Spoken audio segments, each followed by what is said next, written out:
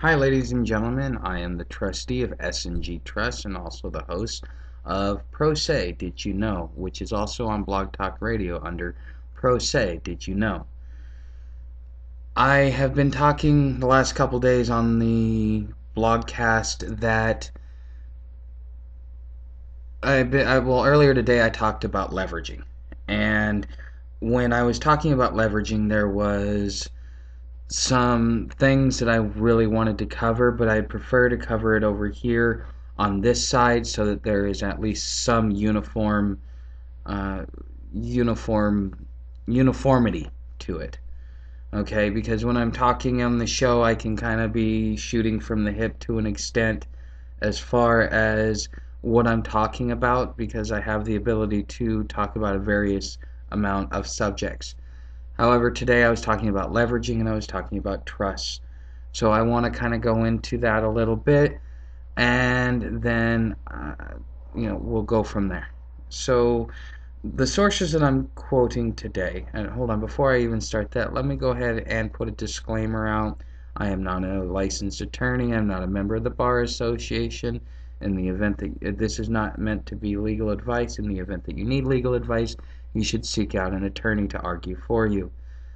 This is for the private entertainment and educational purposes of the listeners. This is meant to be private and educational.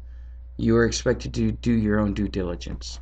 Now that I'm done with that, the sources I'm gonna be pulling from would be Lee Brobst, Weiss's Concise Trustee Handbook, Will's Trust and Estates Examples and Explanations, and Brandon Adams from Creditors in Commerce.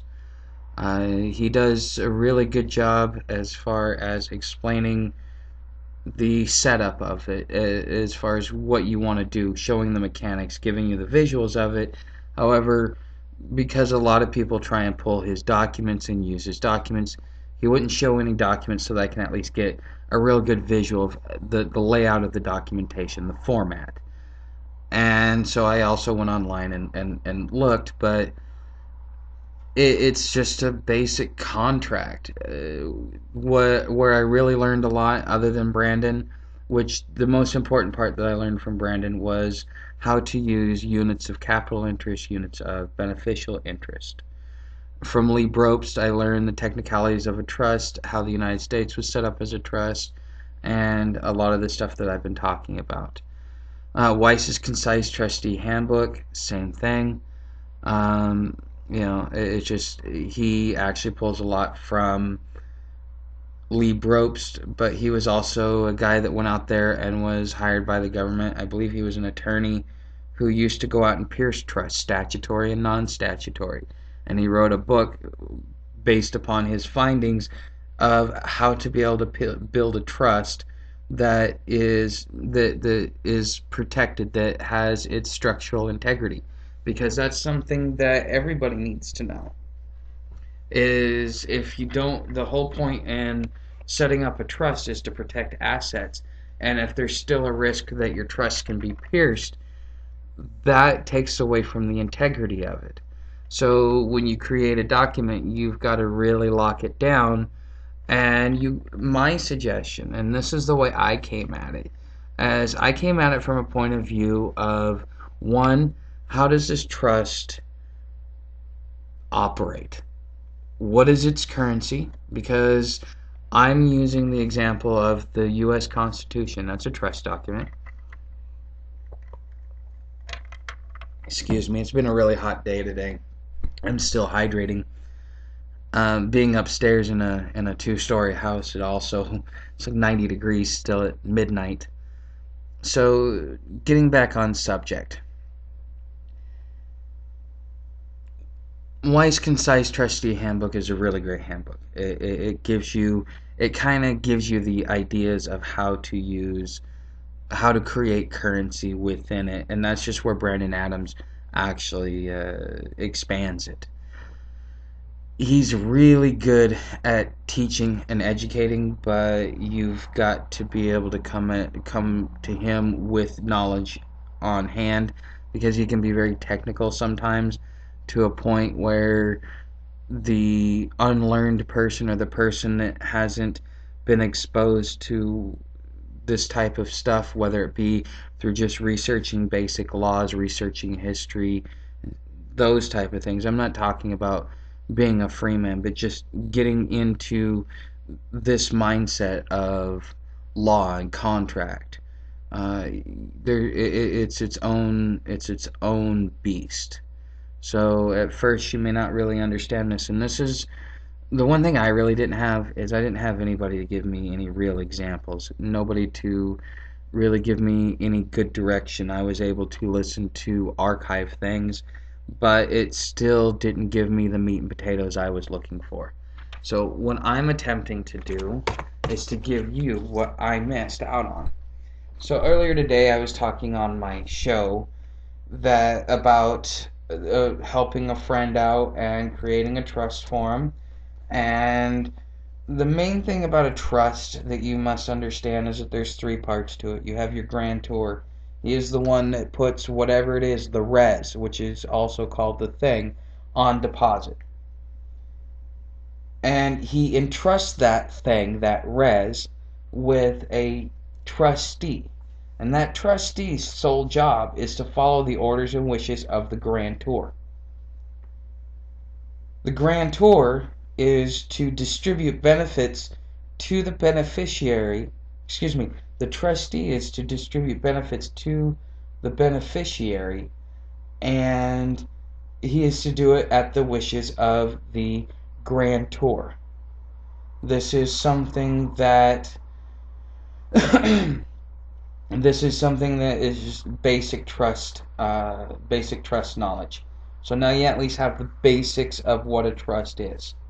Alright, so now that we know what a trust is, what are the different types of trusts that we have? We have simple trust, which is grantor, trustee, beneficiary. You put a car or a house in a trust, in a simple trust. You have what are called operating trusts. And an operating trust is something that you can have a single trustee that is set up to do business, maybe be behind an LLC or whatever you want it to do. But it is the layer of protection between your asset trusts and your holding trust, which is where all the money is. And creating the holding trust for me was probably the most complicated part of learning this whole thing, because the asset and operating trust, those are simple.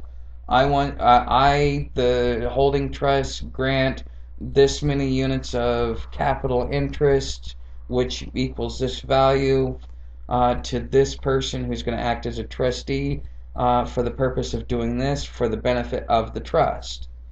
Something really simple. And so the operating trust is working on behalf as a separate entity of the holding trust. However, the holding trust, if you don't get that right, it doesn't really matter what else you do, because the holding trust is the whole meat and potatoes of the structure that you're setting up.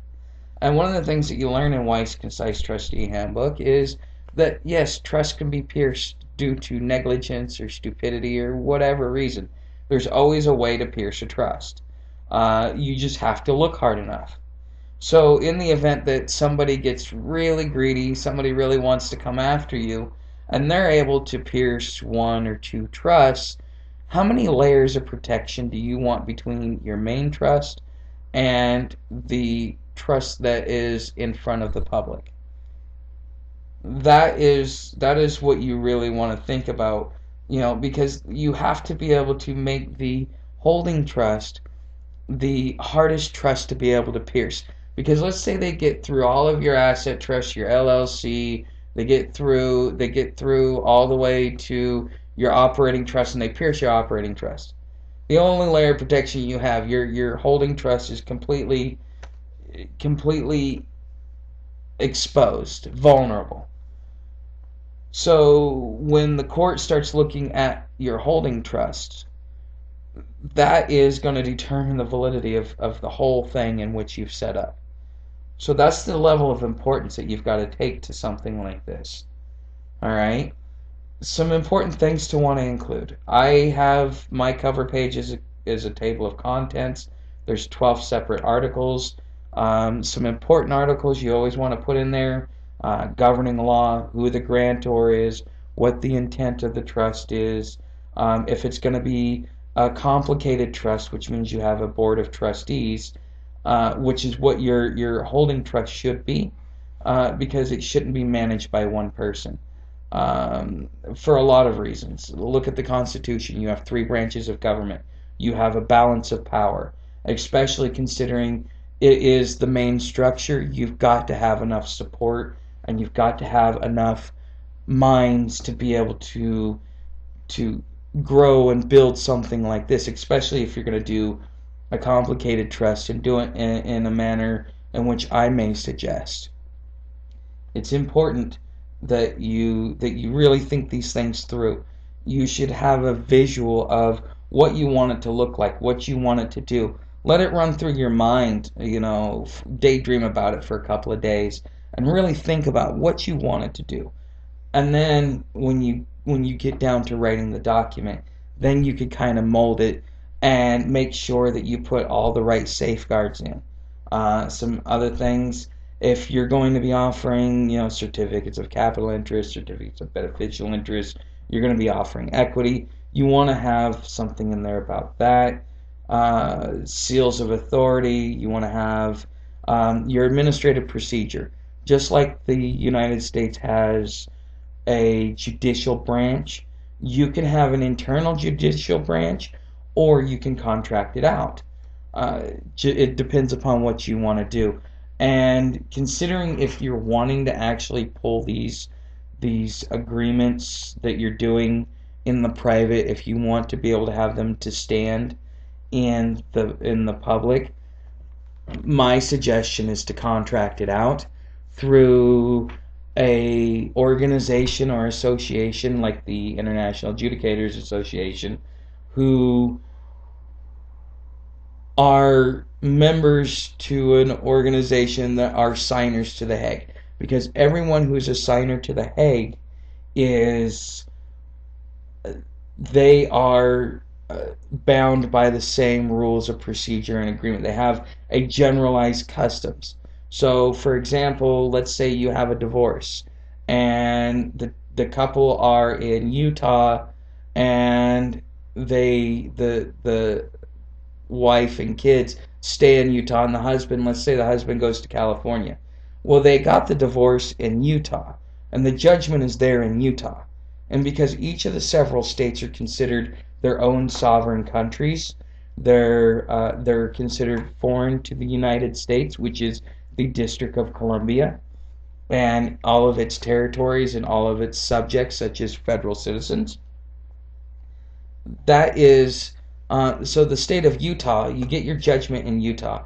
You go and you get an apostille, which is through the Secretary of State, to get that judgment put under seal, and then take that and have it in the Secretary of State of California and petition. That way they have record of it, and then you petition the court to enforce the judgment from Utah, because both states are under the jurisdiction of the United States as far as their agreement through the Constitution, through what we have as a Constitution now, or whatever you want to call it. All right, through that, they are indirect signees to the Hague Convention. And because the judgment was done in Utah, there's nothing you can do in California, because that judgment is therefore already been adjudicated. And these are some important factors to think about when you're doing this, because if you're going to get an internal administrative judgment and you're not part of the of this good old boys club that has a lot of really nice and neat benefits and privileges, such as being able to have your foreign judgments recognized, that's why I would contract externally. You would have to go through so much rigmarole and paperwork to do that, that by the time you were done, you would end up getting a seat on the United Nations as your own country. Yeah, that's kind of the way it goes. So some other things, you want to make sure that you have good record keeping, a holder of record. It can be anybody, your board of trustee member, or it could be an external, like a storage silo. It's very important, and one thing to hold the integrity of a trust is a spendthrift clause. You want to cover the rights of the beneficiaries. This document has to be fluid. There's a rule among trusts that a trust cannot be perpetual, which means it cannot go on indefinitely. There has to be an expiration. If it doesn't have an expiration, then it is considered an invalid trust. The expiration can be at the expiration the of the human body, i.e., what other people call a living trust, a trust that's only going during the life of the grantor to benefit the grantor. Um, you've got to be really careful though, so that you don't create a Dacey trust, which is you're all of the entities, the grantor, the beneficiary, and the trustee. You have to have more than one person in this trust, whether it be more than one grantor, more than one trustee, more than one beneficiary.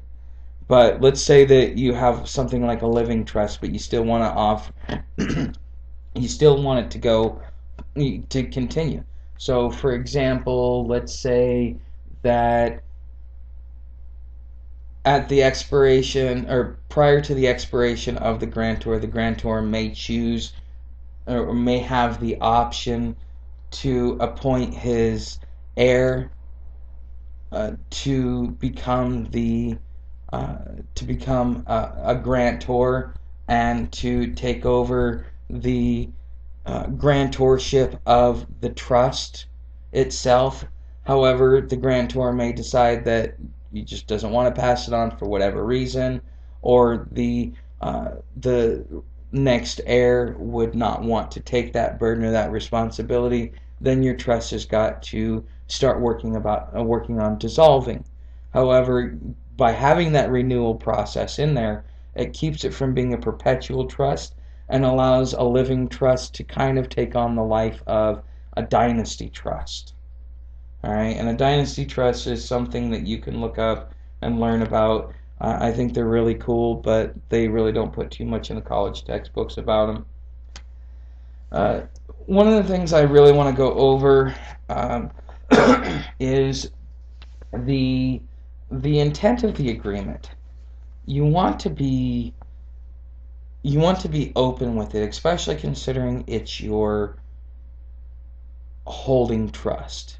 With your holding trust, you have the ability to do so much, and especially if you want to be able to create multiple operating trusts, to go do multiple ventures that you find fascinating, interesting, helping your spiritual, your mental, or your physical growth, things that you find will be beneficial to the trust as far as growing and maintaining the wealth of the trust, minus, whatever.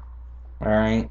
So, some great things is to keep it in a positive direction, but also keep it vague enough to allow multiple branches to be able to come out. With your board of trustees, you generally have, your executive trustee or your executor, and then you have your administrator, and then you have what I like to call the idea guy, the guy that's in charge of actually expanding the trust. But what I really want to talk about is certificates of interest. And this is some things I got not only from Brandon Adams, but from Weiss Concise Trustee Handbook, from Lee Probst, somewhat. Uh, let's take a moment. This is my second recording of this. My first recording decided to freeze, so if I repeat myself, I do apologize, and I hope I don't miss out on anything thinking that I repeated myself. But let's look at a company that is on the stock exchange, because when I was studying for my securities license, these are things that I had to learn, and this was in the textbooks in which I had to learn. In these textbooks, Um, Basically, it was saying that, let's say that a company is no longer in business. They have to liquidate all the assets on hand. The first people that get paid, the order of operations, are the bondholders. The reason why the bondholders get a low interest rate is because they get the safety and security of their investment. The next level of payout is the preferred stock. Those are the people that get dividends or they get distributions or whatever, in the company, however they decide to deal with their preferred stock. And that is kind of where your unit of capital interest comes into. Your grantor is the one that puts the bond in. But, however, if he has any outstanding obligations, he must pay those first, and then the preferred stockholders, um, and then the common stockholders, and then the employees. The employees are actually the last one to get paid when a company goes bankrupt, which kind of sucks, but they really don't. They didn't have a stake in it. They were getting paid and they were contracted out. Those who had input money, who had a vested interest into the company as far as financing its growth and its stability, those are the people that get paid first. And it's based upon the amount of risk that you put out there. And that's the reason why bondholders, because you have to look at the rating, the credit rating of a company, and see how well a company is doing so that you can decide all these different things. Okay, so that's the general concept. So back on the trust, your unit of capital interest would be your preferred stock. And this is what you're going to use as currency internally and externally for your trust. This is just an idea, a suggestion, just some ideas that I've come up with, that I've thought about based upon the ideas that were given to me. There's no such thing as an original idea, so I'm probably copying somebody's idea somewhere, and I may not know it.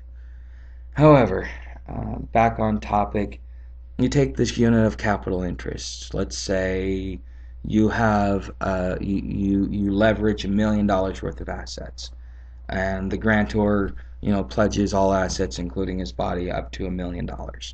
All right, and you have these units of capital interest that are worth, let's say, $100,000 a piece. So you only have 10 units of capital interest. You want to go out and you want to buy a house.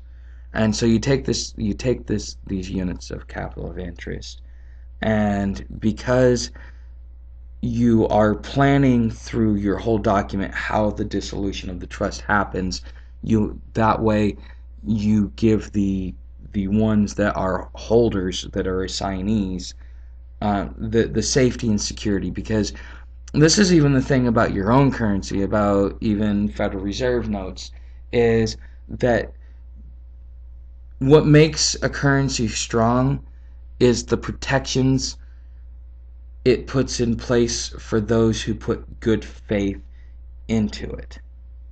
Okay? Let's say you want to go through Bank of America to buy a house for $250,000. You issue a certificate of interest worth or 2.5 units of capital interest, and you place a promissory note along with it for $250,000. However, why would we put that promissory note there? This is kind of where I may differ from others, is I want a central focal point as far as settling the debt. So I'm going to put that $1 million bond on deposit with the Treasury, okay? And the Treasury is going to be my central focal point. So I might put something in the agreement that I send to Bank of America for this house I want to buy. Here's 2.5 units of capital interest. In the event that the trust dissolves, you may present this to the Secretary of Treasury for payment as alien property custodian for the trust within the United States. And so therefore they have that note as that guarantee that the Treasury is going to pay them out, and they've also got the unit of capital interest. Both of those go hand in hand because they're one and the other, because one's a liability and the other one's an asset, so they cancel themselves out. All right, so let's say that the trust dissolves. Now they take that promissory note there. They get the $250,000 because they no longer hold the unit of capital interest because the trust no longer exists. And so now when it comes to time to liquidating that $250,000 house that, let's say, now is worth $300,000, now you can pay the US Treasury $250,000, keep the $50,000 in your pocket, or not in your pocket, but you would disperse it out appropriately. But these are the fail safes that allow everybody to be happy, so that you can create a central focal point, so you're not being contacted by 30 or 40 different vendors. These are some things that you want to think about when you're dealing with your units of capital interest. And you've got to decide how you want your units of beneficial interest to be handed out as well, and how you're going to do distributions, when you're going to do distributions, what type of distributions that you will do. And it's up to the trustee to set up the accounts and all these other things, and to be able to use these units of capital interest, or as currency, to be able to leverage it in the public, because now that those units of capital interest can now be leveraged, or put in, an accountant will take it and put it on the asset side of your T account. All right. So these are some things in which you can do with a trust, especially if you're setting up as an operating trust, and you can kind of decide what you want to do and how you want to do it. Some things I would caution against is you can be cited for gross negligence if you buy things that are devaluation, or that devalue the holdings of the trust.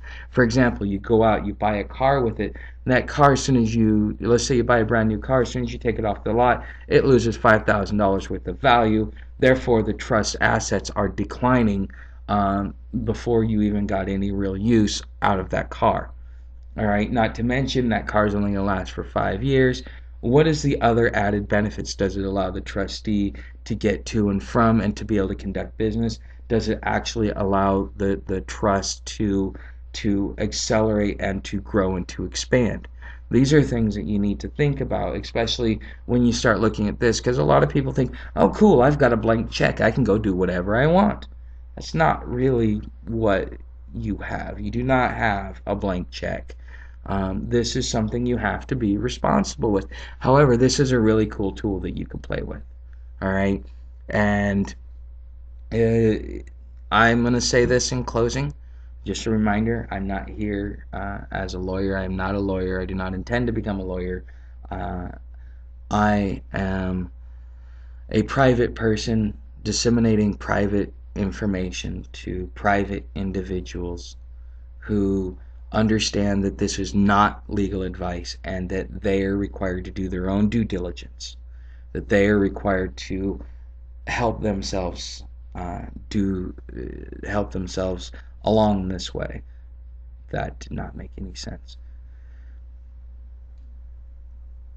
You'll notice on the webpage that there is a donation button. I spent a lot of time researching, and it is something that I really have a lot of fun doing. As you can see, I've gone out and I've learned a lot of interesting things, and things that could be valuable to you guys. If you see value in my work and what I'm disseminating, please donate. This is important. The bigger that I can expand this, the more value people find in it, the more informed the average individual goes. It's all about educating yourself.